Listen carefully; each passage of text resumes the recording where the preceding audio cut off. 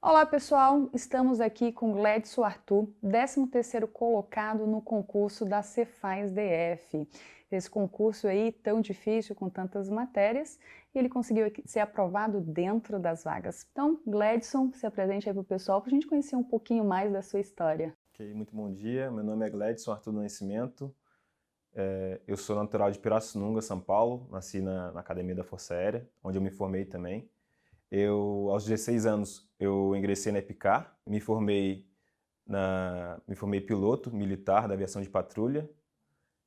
Em 2018, eu decidi sair da vida militar para me dedicar a concurso público. Vim ser aprovado na Cefaz DF, no Tribunal de Contas do Rio de Janeiro, o cargo que eu estou ocupando agora, e também fui aprovado no TCDF. E de onde veio essa ideia de estudar para concursos? Da sua família, o pessoal já é do serviço público ou não?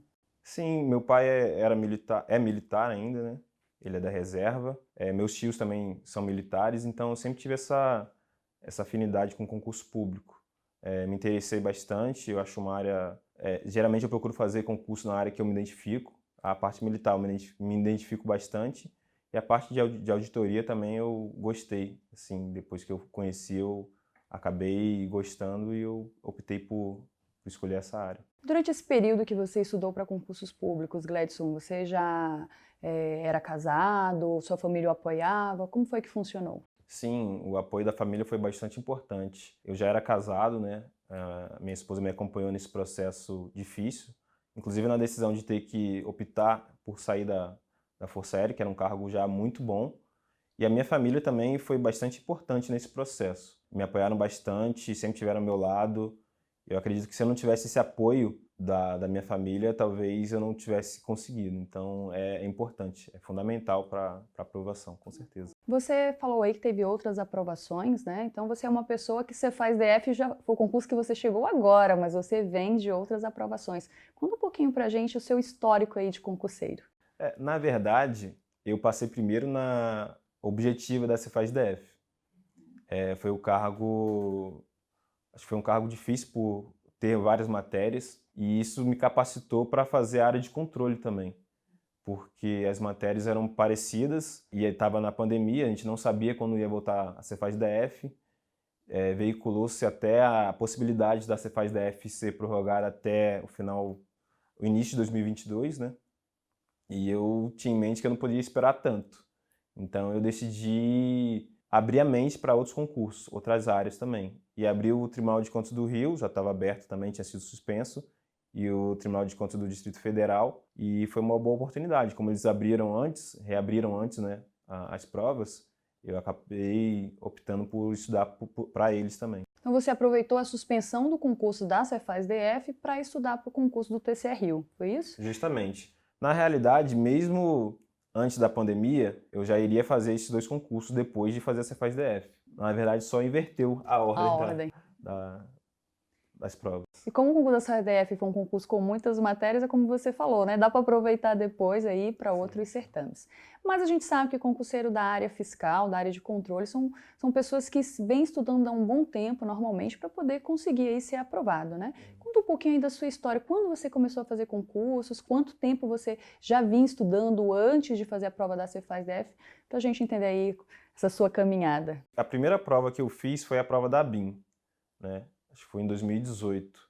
Eu vim nessa caminhada, estava trabalhando e estudando, tentando conciliar. Fiz a prova, fui relativamente bem ali na objetiva, só que a discursiva não tão bem assim.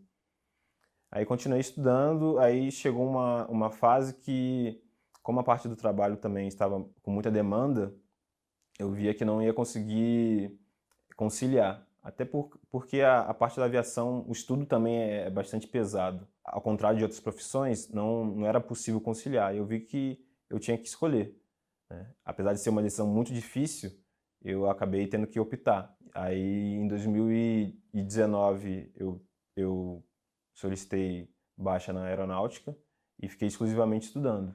Aí eu fiz primeiro a prova de Guarulhos, não tive sucesso, e eu continuei estudando, veio outras provas, veio Cefaz DF, que foi uma prova, uma oportunidade boa, e eu acabei tendo êxito. Então você começou a estudar em 2018, é isso? E isso, 2018, 2017 ali eu comecei já a estudar. E quando você começou a estudar, você estudava e trabalhava. Justamente. Nesse período que você estudava e trabalhava, quantas horas por dia você conseguia fazer? Acho que eu conseguia fazer em torno de 2, 3 horas no máximo ali por dia. E a questão do meu trabalho dificultava bastante, era a parte de ter escala, então você não tinha uma constância. De vez em quando você voava final de semana, voava de manhã, voava de noite, então você não tinha aquela constância do estudo. Isso prejudicava, porque você não podia ficar oscilando assim, até o seu corpo também não se acostuma muito a você ter que ficar mudando horário. Fora a parte do estudo também, que eu não poderia deixar de estudar para aviação, né? Porque é uma atividade de risco, então isso compromete bastante. E aí, quando você deu baixa, você passou a exclusivamente estudar, foi isso? Exclusivamente estudar. E a partir daí, como ficou o seu planejamento de estudos? Quantas horas por dia você conseguia estudar? Quantas matérias você colocava? Como que você montou esse ciclo de estudos? Sim, isso foi fundamental. No início dos meus estudos, eu estudei junto com um colega meu que já estava mais adiantado, né? Ele já tinha um planejamento, eu acompanhei o planejamento dele. E a gente fazia um planejamento ali com planilha, acompanhando o estudo. E essa parte de planejamento de estudo variou bastante ao longo do meu ciclo, né? Nesse primeiro momento, eu achei importante fazer um ciclo, organizar as matérias ali.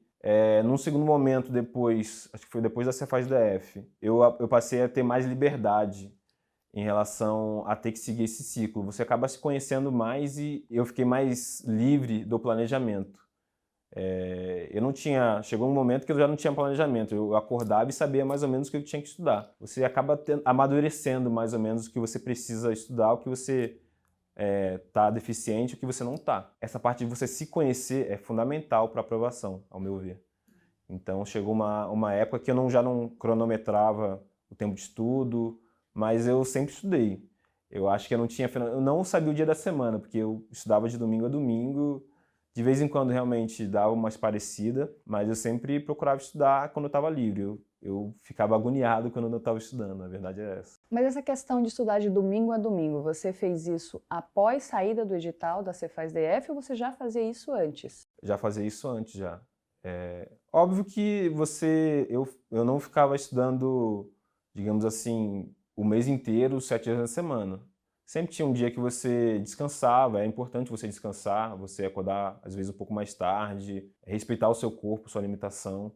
Se conhecer bastante é fundamental, saber quando você está cansado, quando você tem que, às vezes, passear, uma caminhada, fazer algum exercício. Você ficar preso ao planejamento é bom até determinado momento. Se ele ficar engessado e te prejudicar também não faz bem, né? É bom para você ter um controle ali, saber se conhecer, mas chega um momento que você acaba se conhecendo sem a planilha, então é uma pressão a menos, né? Você já tem muita pressão ali de passar na prova e você acaba já se conhecendo ao ponto de você conseguir estudar sem ter que ficar se planejando tanto. Bom, você não tinha uma planilha de acompanhamento, mas você fazia algum tipo de revisão? Como que você organizava os estudos aí para não esquecer tanta matéria? Ainda mais Sim. você faz DF, né? Sim. Que é um edital que só não veio música, o resto tinha ali, né? Sim, justamente.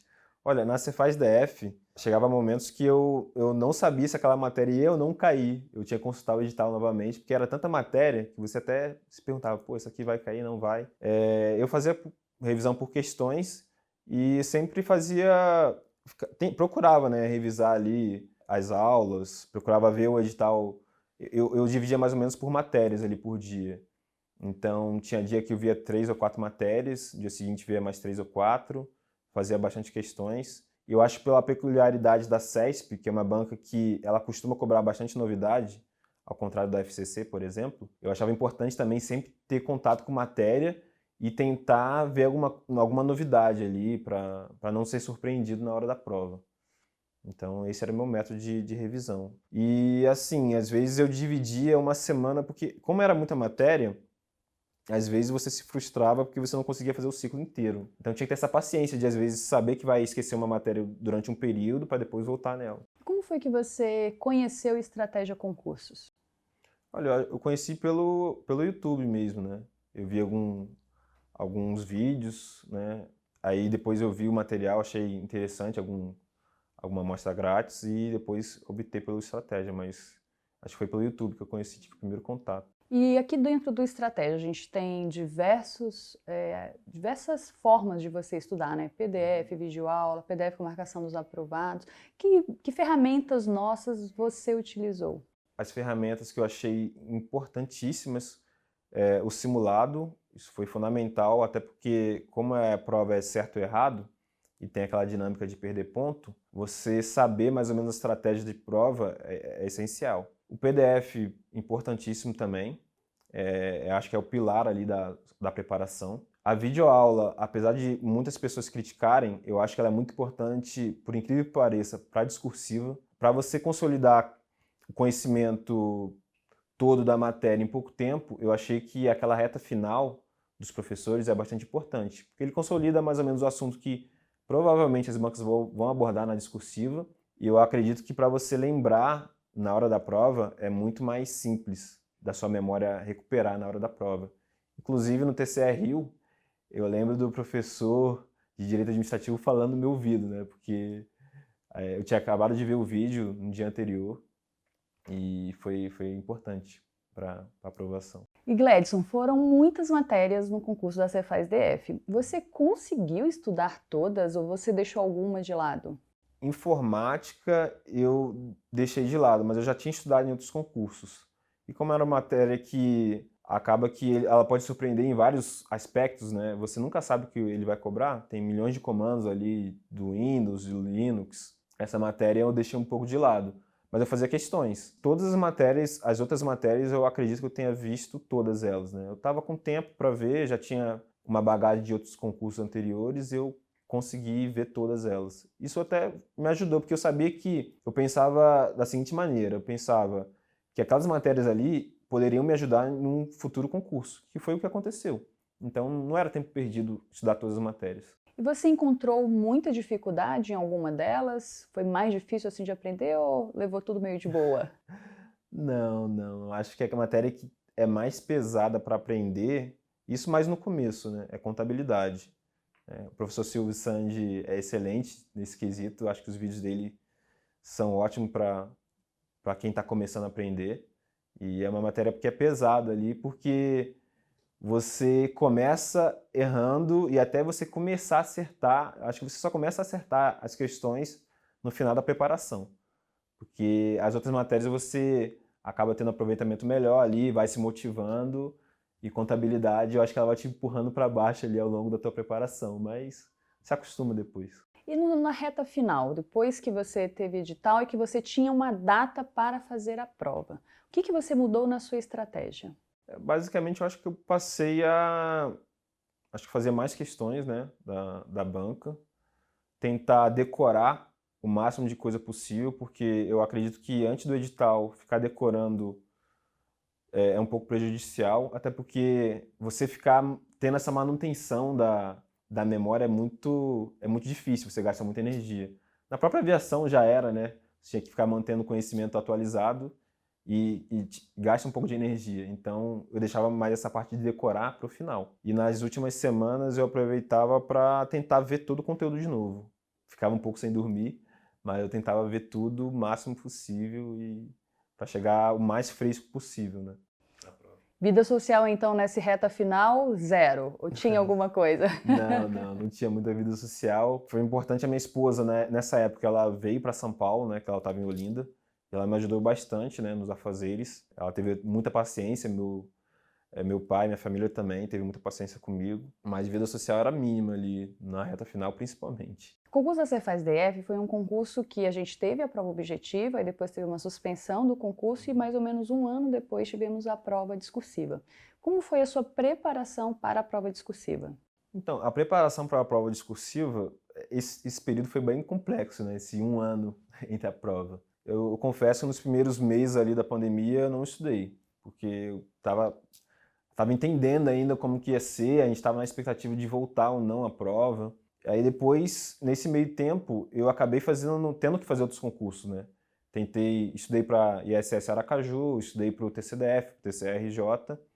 Isso foi bom porque quando chegou na Cefaz-DF, algumas matérias eu já estava com nível avançado. Por exemplo, AFO já estava bem avançado, contabilidade eu já tinha revisto de novo, conteúdo, então foram só duas matérias que eu tive que adaptar, a parte de legislação tributária, direito tributário, que eu tive que voltar a rever, que tive que adaptar. As outras matérias dos tribunais de contas, eu sabia que eu estava no nível avançado, por já estar estudando para essas áreas. Então, a preparação até que foi relativamente tranquilo, né? Eu já estava me preparando para outros concursos antes, foi só adaptar uma coisa ou outra ali e ir para a prova.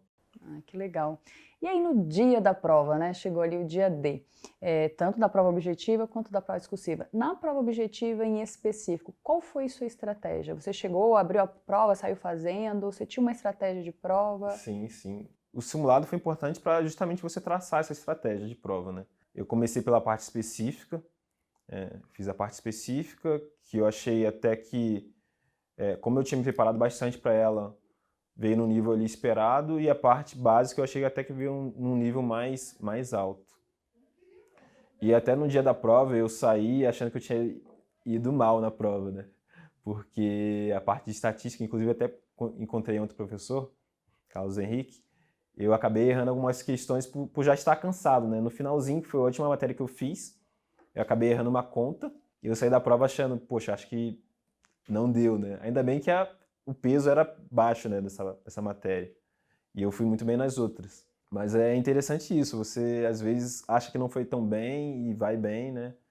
E sempre tem que ter esperança e não desistir nunca, né? Só acaba quando termina, é o que o pessoal fala. E durante sua preparação, você identificou assim, algum erro, alguma coisa que você, se tivesse que fazer de novo, você faria diferente? Há vários. Sempre tem erros. É normal errar.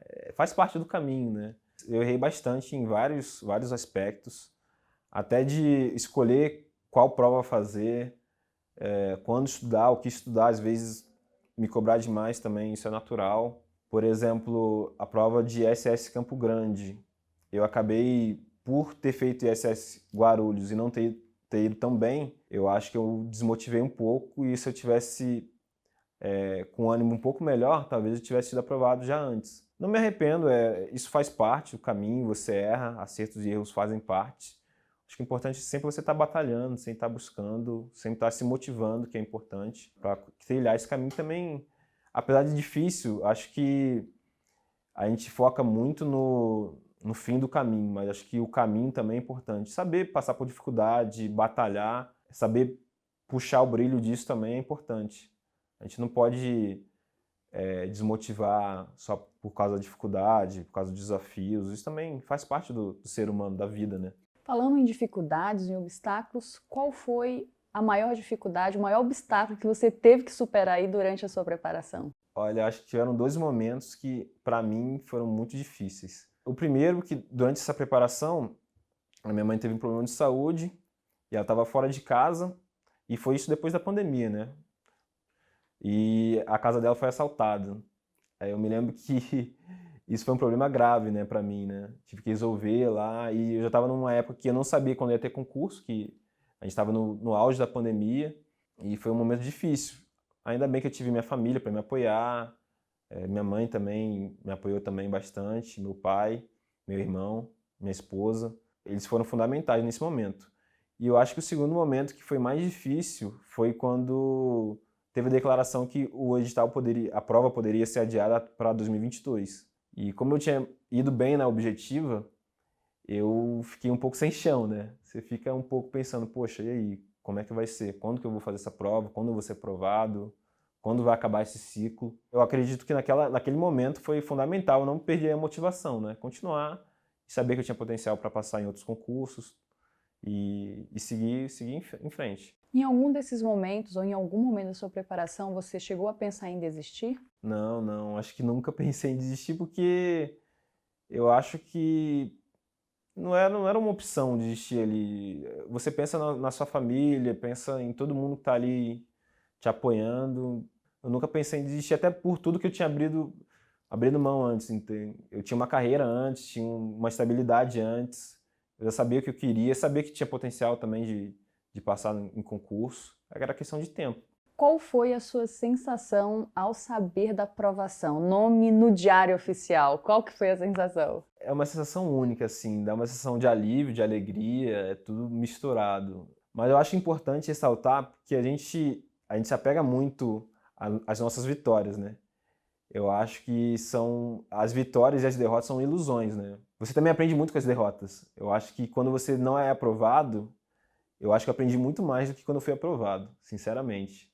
Fiquei muito mais feliz sendo aprovado, obviamente, mas você aprende também. E esse caminho, essa dificuldade, você se torna mais forte.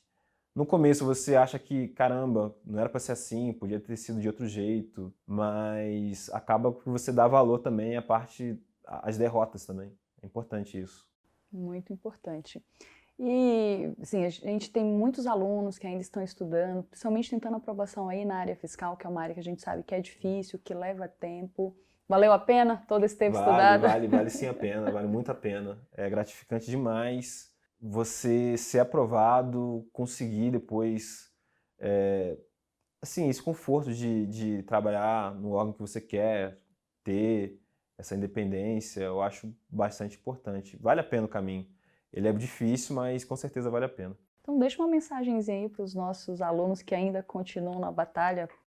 Então, pessoal, continuem estudando. O caminho é difícil, não poderia ser diferente, mas vale a pena. Tenham em mente que as dificuldades todos vocês terão. Todo mundo tem dificuldade, todo mundo vai ter percalço ao meio do caminho, mas é importante também para vocês crescerem como pessoa, chegarem bem preparados e no final vai valer a pena. Continuem firme, confiem no potencial de vocês, estudem e vai dar certo. Muito obrigada, Gladys. A gente agradece aqui a sua participação na nossa entrevista. Sua história é riquíssima e eu tenho certeza que ela vai poder inspirar muitos outros candidatos que continuem na batalha. Eu que agradeço. Muita sorte aí na sua nova etapa Obrigado. de vida, que está já começando, né? E conte sempre com a gente. Se você ainda voltar a estudar, conte sempre com a gente. Ah, sim, obrigado. Esse foi o Gladson Arthur, 13º colocado no concurso da Cefaz DF, que compartilhou conosco as suas experiências.